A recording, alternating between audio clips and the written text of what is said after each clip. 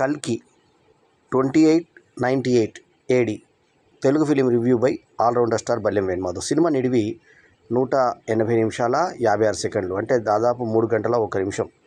Action సినిమా, science fiction, thriller.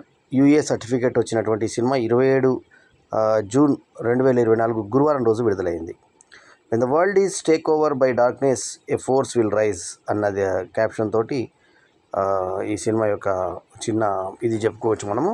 అయితే ప్రభాస్ ఈ సినిమాలో భైరవగా ఒక ఇంపార్టెంట్ క్యారెక్టర్ వేగా, గర్భవతిగా దీపికా పడుకొని, అశ్వత్థామగా అమితాబ్ బచ్చన్, తర్వాత విలన్గా సుప్రీంగా కమల్ హాసన్, దిశా పటాని ఒక కథానాయికగా, తర్వాత పశుపతి రామస్వామి ఒక ఇంపార్టెంట్ భూమికను పోషించిన ఈ సినిమాలో సస్వతా చటర్జీ విలన్గా ఒక ముఖ్యమైన పాత్రను చేశాడు. ఇక ఈ సినిమాకి మన తెలుగు దర్శకుడు నాగ్ అశ్విన్ డైరెక్టర్, రైటర్ కమ్గాక అశ్విని దత్ ప్రతిష్టాత్మకమైన బ్యానర్ వైజయంతి మూవీస్ పతాకం మీద ఈ సినిమా చేయగా కో ప్రొడ్యూసర్స్గా ఆయన కూతుర్లు అయినటువంటి ప్రియాంక దత్, స్వప్న దత్లు ఉన్నారు. ఇక సంతోష్ నారాయణన్ మ్యూజిక్ చేసినటువంటి ఈ సినిమాకి కోటగారి వెంకటేశ్వరరావు ఎడిటర్గా వ్యవహరించాడు. ఇక ఈ సినిమా ఎలా ఉంది, ఏం సంగతి అంటే, ఈ సినిమాలో కృష్ణుడిగా చేసిన పాత్ర గురించి మాట్లాడాలి. కృష్ణకుమార్ బాలసుబ్రమణ్యన్ అన్నట్లు ఆయన 2010లో సినిమా దగ్గర చేసి, అంటే ఆయన నాటకాలు అవి చేస్తూ అప్పుడప్పుడు సినిమాలు అడపదడపగా అనిపిస్తూ ఈ మధ్య సూర్యాది నుంచి తెలుగులో డబ్బైన ఆకాశవాణి అద్దుల్లో సినిమాలో కూడా చేసినటువంటి కృష్ణకుమార్ బాలసుబ్రమణ్యన్ ముఖం చూపించకుండా షేడ్లో కృష్ణుని చూపించారు.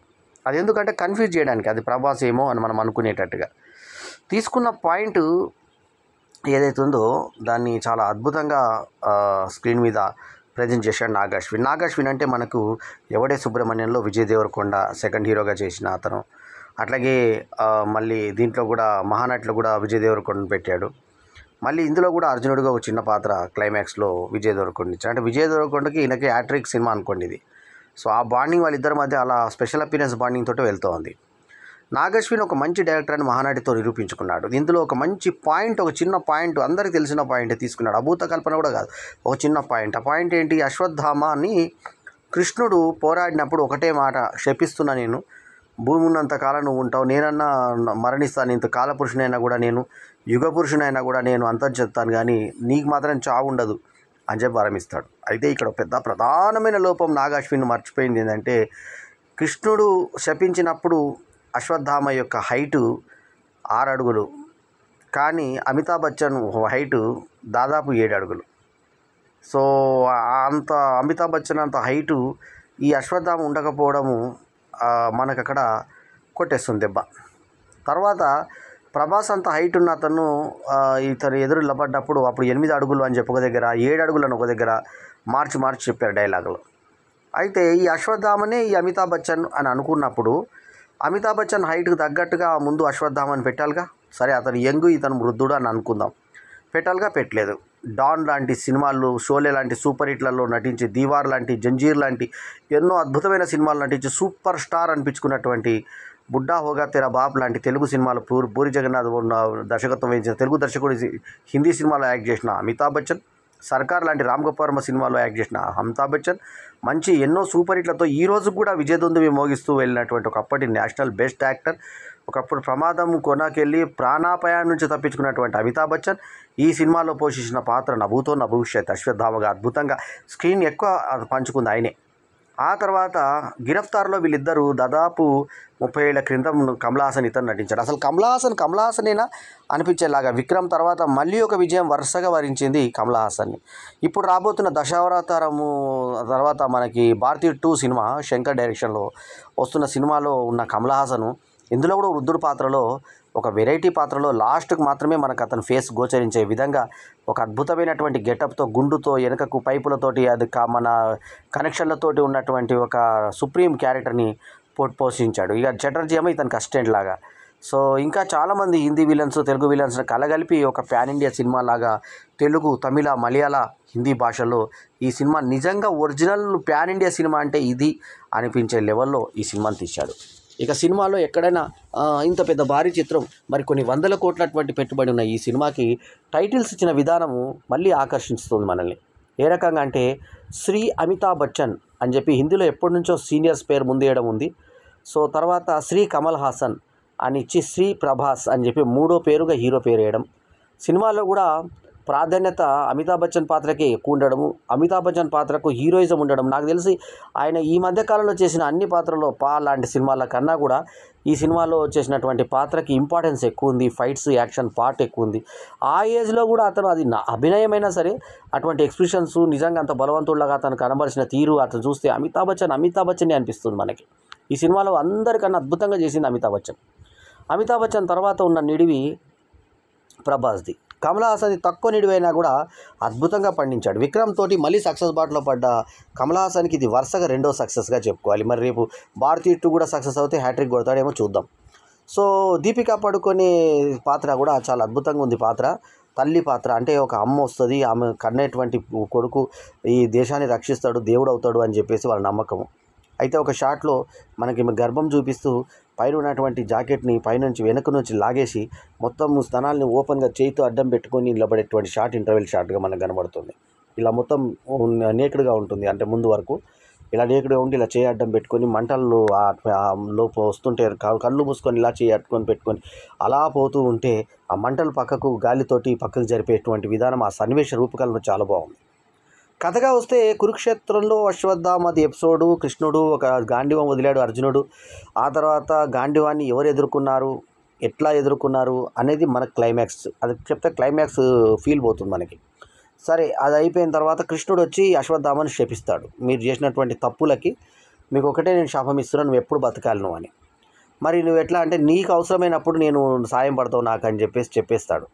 ఆ కృష్ణుడు ఎవరు, ఆ కర్ణుడు ఎవరు, ఆ తర్వాత ఈ అశ్వత్థామ ఎవరు అన్నది క్లైమాక్స్లో మనకు తెలుస్తుంది. సో ఇందాక చెప్పినట్టుగా ఈ యొక్క స్తనాలు చేతికి అడ్డం పెట్టుకునే షాట్ తప్ప సినిమాలో ఒక చిన్న అసభ్యత సన్నివేశం కూడా మనకి ఎక్కడ కనబడదు. పాటలు కూడా ఒక పాట బ్యాక్గ్రౌండ్లో వస్తుంది అంతే, ఎక్కడ హీరో హీరోయిన్ మధ్య ప్రేమ లేదు, ఏమీ లేదు. ఒక లోకము, అంటే 2898 ఏడీలో ఎలా జరుగుతుంది అనేది. పద్మశ్రీ కమల మన ఈయన బ్రహ్మానందం అని చెప్పి సపరేట్గా ఆయన టైటిల్ కూడా వేయడం జరిగింది. ముసలోడా అని చెప్పేసి అతను ఇంటి ఓనర్గా చూపించారు ప్రభాస్కి. అయితే ఆ టైంలో ఎలా ఉంటుంది అంటే యూనిట్లతోటి పేరు లేకుండా చేతి మీద ఇది దాంతో సుమిట్ అని పేరు ఉంటే సుమిట్ కాదు నీ పేరు సుమతి అని పెట్టుకో అని చెప్పేసి ఒక హీరోయిన్ చెప్పడం. ఆమె పక్కకున్న అతను ఒక జోకర్ లాగా ఉంటాడు, ఆమె నా ప్రియుడు కాబోతున్న వ్యక్తి అంటుంది ఆమె. అతను తర్వాత ఈ అమ్మాయి చనిపోతుంది. ఆ తర్వాత ఈయన ప్రభాస్ పక్కకు ఉండే వ్యక్తి కూడా చాలా ఫన్నీగా, ప్రభాస్ ఏమో పెద్ద బారికాయం పర్వతం లాగుంటే ఆ పక్కకున్న చిన్న కుర్రోడు లాగా ఉన్నాడు. ఆ ఫ్రెండ్ మ్యాచింగ్ అలా మచ్చ అనే ఫ్రెండ్ అయినా పుష్పలో మ్యాచింగ్ ఎట్లయితే ఉందో వడివేలుని ఎలాగైతే ప్రభుదేవ కన్నా అసహ్యం కనబడాలని వడివేలు అప్పుడు పెడితే వడివేలు పెద్ద స్టార్ అయిపోయాడు. సో అట్లా పక్కకు ఈ ప్రభాస్ పక్కన పెట్టిన అబ్బాయి ఏ రకంగా నప్పలేదు ప్రభాస్ పక్కన. ఈ మధ్య వచ్చినటువంటి ఇంగ్లీష్ సినిమా మనకి ఫ్యూరియోసా అనే ఆంగ్ల సినిమా వచ్చింది. ఆ ఫ్యూరియోసా సినిమాలో ఆ హీరోయిన్ ఏ రకమైన ఫైట్స్ తోటి యాక్షన్ సినిమా అంతా యాక్షన్ సినిమాతో వచ్చినటువంటి సినిమా అది. మొన్న జస్ట్ 4 వారాల కింద ఇంకా ఆడుతుంది సినిమాది. సో ఆ సినిమాలో ఉన్నటువంటి ఫైటింగ్స్ నేపథ్యం కొంచెం ఈ సినిమాలో మనకు కనబడుతుంది. అయితే ఒకటి గర్వించదగ్గ విషయం ఏంటంటే మన తెలుగు వాళ్ళు నాగశ్విను మరి అశ్విని దత్తుకి మన మంచి సినిమా చేసి పెట్టాడు. ఎట్లా అంటే ఒక ప్యాన్ ఇండియా సినిమా అతను చేయడం, 2 సినిమాలు కూడా ప్యాన్ ఇండియా సినిమాలు కావు, కానీ మహానటి మంచి సినిమాగా పేరు తీసుకొని ఆయనకి దర్శకుడిగా మంచి పేరు తీసుకొచ్చిన ఒకటేసారి ఇంత పెద్ద సినిమాని అతను ఇంత అద్భుతంగా తీయడం, ఫ్యూరోసియా లాంటి ఇంగ్లీష్ సినిమా ఫైట్లతో సమానంగా ఈ సినిమాని తీయడము ఒక వింత. అయితే భారతదేశంలోనే టాప్ డైరెక్టర్స్గా తెలుగు నుంచి పేరు పొందినటువంటి రామ్ గోపాల్ వర్మ, ఎస్ఎస్ రాజమౌళి, ఇంకా వీళ్ళని మించిన డైరెక్టర్ లేరు. అటువంటి రామ్ గోపాల్ వర్మని మొదటిసారి యాక్ట్ చేయించేటువంటి మొనగాడు నాగశ్విన్ ఈ సినిమాలో యాక్ట్ చేయించాడు ఆయనతో. అట్లాగే ఎస్ఎస్ రాజమౌళిని కూడా ఒక యాక్టింగ్ చేయించాడు. ఫస్ట్ హాఫ్లోనేమో రామ్ గోపాల్ వర్మ కనిపిస్తాడు, సెకండ్ హాఫ్లోనేమో రాజమౌళి కనిపిస్తాడు, ఎస్ఎస్ రాజమౌళి నటుడిగా. సో రాజమౌళి నటుడిగా కూడా రాణించాడు, బాగా చేశాడు యాక్టింగ్ ఆ చేసిన ఒక్క సన్నివేశమైనా. అయితే ఇతని మీద డబుల్ మీనింగ్ డైలాగ్ కూడా ఒకటి వేసాడు. ఏమన్నా అంటే అమ్మో ఈ గురువు దొరికిందంటే 5 ఏళ్ళు బుక్ చేస్తాడని, బాహుబలి 5 ఏళ్ళు తీశాడు కదా 2 పార్ట్స్. అయితే ఈసారి నువ్వు అయితే దొరికి నాకు 10 ఏళ్ళు బుక్ చేస్తానని చెప్పేసి రాజమౌళి అంటే ప్రేక్షకుల నుంచి గొల్లుమని నవ్వులు, సూపర్ రెస్పాన్స్ వచ్చింది.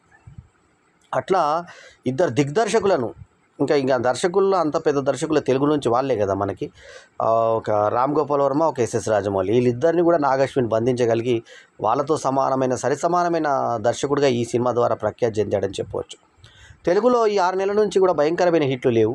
అట్లాగే హిందీలో కూడా మనకి ఒక శైతాన్ సినిమా తప్పించి 6 నెలల్లో పెద్ద సినిమాలు ఏవి హిట్ కాలేదు. కానీ హిందీలో ఈ సినిమా ఓపెనింగ్స్ దుమ్ము రేపి ప్రపంచంలో 3వ బెస్ట్ ఓపెనింగ్ కింద నిలబడింది ఇది. సో అట్లా ఈ సినిమా కలెక్షన్స్ పరంగా చాలా బాగుంది. ముఖ్యంగా ఏంటంటే 2898 AD అని చెప్పి పెట్టి ఈ సినిమా టికెట్లు ₹440, ₹515 పెట్టారు. ఏకంగా 2000 సినిమా మీద ఎట్లాగూ 2898 అని ఉంది కాబట్టి ఆ 2898 అమౌంటే పెట్టేసి ఉంటే పీడా పోయేదిగా. ₹3000 కొంటే కొంటా లేకుంటే చస్తే చస్తారు అన్నట్టుగా. ₹440 మిడిల్ క్లాస్ వాళ్ళు ఎంత ఇబ్బంది పడతారు అనేది ఒకసారి మేకర్స్ ఆలోచించుకుంటే, ఇప్పుడు వీళ్ళ 100 కోట్ల రెమ్యూనరేషన్లు ఇవ్వమని లేదు, వీళ్ళకి ఇంత పెద్ద భారీ సినిమాలు తీయమని లేదు, అంటే ఇష్టం ఉంటే చూడండి లేకపోతే లేదు అన్న ₹440 ఒక మిడిల్ క్లాస్ వాడు ఎంత ఇబ్బంది అవుతాడు అన్నది పక్కన పెడితే, గవర్నమెంట్లు కూడా దీన్ని ప్రోత్సహిస్తూ జీవోలు ఇవ్వడము ఎంతవరకు సముచితం అనేది నంది వాళ్ళ గురించి అయితే పట్టించుకోరు. కానీ ఇలాంటి సినిమాలకి ధరలు పెంచడానికి మాత్రము గర్హిస్తున్నాను నేను. ఇది తీవ్రంగా ఖండిస్తున్నాను ఈ రేట్ల పెంపు విషయంలో మాత్రం. సో సినిమాలు చూసిన వాళ్ళు ఒకటే అంటున్నారు, సినిమా వర్త్, కానీ ₹440 అంత వర్తా అంటే వర్త్ కాదేమో అనిపించింది అని అంటున్నారు. ప్రభాస్కి యాక్ట్ చేయడానికి స్కోప్ ఏం లేదు, ఎక్కడ కూడా స్కోప్ లేదు.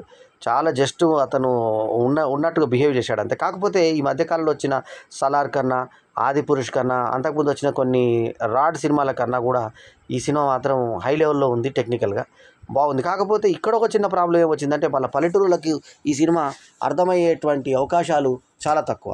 ఎందుకంటే వాళ్ళకి కొంచెం ఇది వేరే రకం సినిమా లాగా అనిపిస్తుంది, అంటే అర్థం కాదు, ఇది ఇంగ్లీష్ సినిమా లాగా అనిపిస్తుంది. సో కథగా చెప్పుకుంటే రెండే ముఖ్య పాయింట్లు ఏంటంటే, అక్కడ అశ్వత్థామకి ఏదైతే శాపం దొరికిందో శ్రీకృష్ణుడిది, జీవితంతో మొత్తం ప్రపంచం ఉన్నంత కాలం నువ్వు చచ్చిపోకుండా బతికే ఉంటావు, అన్ని పాపాలను చూస్తూ ఉంటావు అన్న తర్వాత ఇక్కడ మనము ఎక్కడో సంవత్సరాల్లోకి వెళ్ళిపోతాం.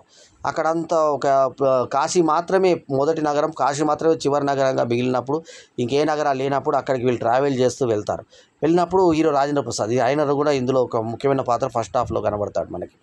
సో పేర్ల క్రమంలో పద్మశ్రీ బ్రహ్మానందం అని, తర్వాత నటకిరీటి రాజేంద్ర ప్రసాద్ ఆయనకు ప్రత్యేకంగా ఇచ్చారు. ఆయన గెటప్ బాగుంది. సో ఆయన నీళ్ళు, ఒక బాబుకు నీళ్ళు లేవంటే నీళ్ళు ఇస్తాడు. ఆ తర్వాత ఇక్కడికి వచ్చిన తర్వాత ఇక్కడ ప్రభాస్ ఏమో ఈ బ్రహ్మానందంకు రెంట్ కట్టకుండా తప్పించుకుంటున్నట్టు ఇస్తాడు.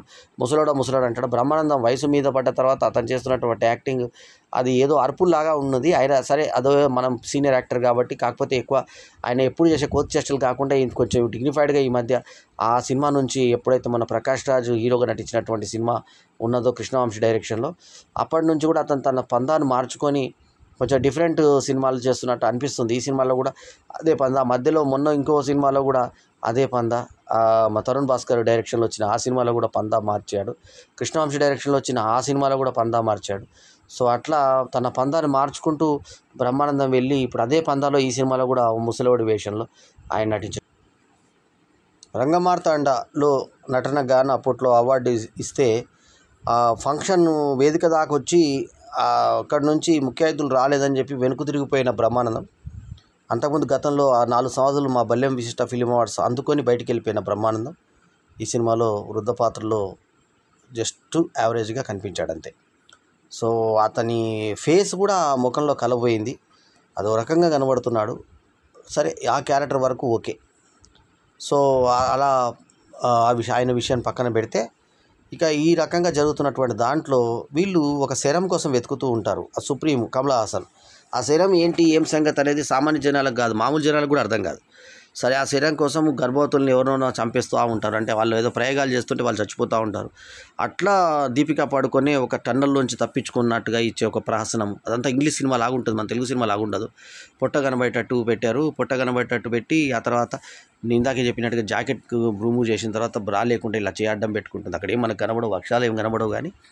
సో ఆ ప్రకారంగా ఆ సీను, ఆ తర్వాత ఆమెనే తల్లి అన్నట్టుగా అందరూ ఆమెని చూడడము. తర్వాత ఇందులో శోభన కూడా ఉంది, ఆమె మీద వయసు పడ్డట్టుగా ఉంది.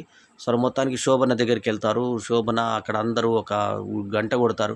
ఆ గంట దగ్గరికి దేవుడు వస్తున్నాడు అంటే దేవుడు వస్తున్నాడు నమ్మకం ఏంటంటే అప్పుడే వర్షం పడుతుంది. సో ఆ రకంగా ప్రభాస్ని కూడా అందులో ఇన్వాల్వ్ చేస్తారు. చివరాఖరికి ఫైటింగ్ జరుగుతుంది.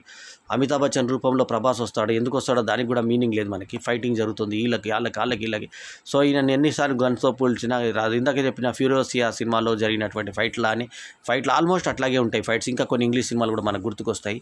సో అలా యాక్షన్ సీక్వెన్స్లు చూస్తుంటే మన తెలుగు సినిమా చూసినట్టు అనిపించదు. అది మాత్రం నాగాశ్విని మనం మెచ్చుకొని తీరాల్సింది. ఎందుకంటే ఒక తెలుగు సినిమాని హాలీవుడ్ సినిమా స్థాయిలో మరి పాన్ ఇండియా భాషలో తీశాడు కాబట్టి అటు ఫారెన్ లాంగ్వేజ్ని కూడా ఆకర్షించే విధంగా, అక్కడ విదేశీయులను కూడా ఈ సినిమా ఒకవేళ డబ్ చేస్తే అక్కడ ప్రేక్షకులు కూడా ఆకట్టుకునే విధంగా ఈ సినిమా తీస్తే ఇక్కడ నిరజనము తక్కువ మనం చూసేటువంటి పరిస్థితులు, వాళ్ళకి అర్థమయ్యే పరిస్థితులు తక్కువ కాబట్టి సో దాని గురించి దృష్టి పెట్టకుండా ప్రపంచ ప్రేక్షకుల మీద దృష్టి పెట్టి ఆ ప్రకారంగా ఒక పాన్ ఇండియా సినిమా అంటే నిజమైన పాన్ ఇండియా సినిమా లాగా ఈ సినిమాను తెరకెక్కించిన విధానం ఆకట్టుకుంటుంది. ముఖ్యంగా టెక్నికల్ సాంకేతిక అంశాల్లో ఫైట్స్, కెమెరా వర్క్ అవన్నీ కూడా ఉన్నత శ్రేణిలో ఉన్నాయి. రికార్డింగు, పాటలు ఒకటే పాట, అందులో మామూలుగా పాటల వరకు ఏమంత పెద్ద ఇది లేదు. సో రాజేంద్ర ప్రసాద్ నటన, చటర్జీ నటన, తర్వాత కమల్ హాసన్ అద్భుతమైనటువంటి పరకాయ ప్రవేశం, తర్వాత ట్విస్ట్లు, ఈ సినిమాలో ట్విస్ట్లు కూడా ప్రాణము. తర్వాత లైట్ ఇందాక చెప్పినట్టు ఇట్లా చేయి అడ్డం పెట్టుకున్న ఎక్స్పోజింగ్, ఆ స్థలాలు కనబడేలాగా చేయి అడ్డం పెట్టుకొని కనబడకుండా దాచుకొని బేర్ బ్యాక్తో నటించినటువంటి అంటే కింద ఉన్నా కానీ ఆ పైన వీపు భాగం బేరుగా కనిపించినటువంటి దీపికా పడుకునే యాక్షన్, ఆ తర్వాత దిశా పటాని నటన, ఆ తర్వాత గ్లామరు, అవన్నీ కూడా కొంత ఈ సినిమాకి ప్లస్ పాయింట్ చేసుకుంటూ సినిమాని మనం ఎక్కడ ఊహించని విధంగా కథ వెళ్తూ ఉంటుంది. మనకు అర్థం కాకపోయినా ఏదో లోకంలో ఏదో జరుగుతూ ఉంది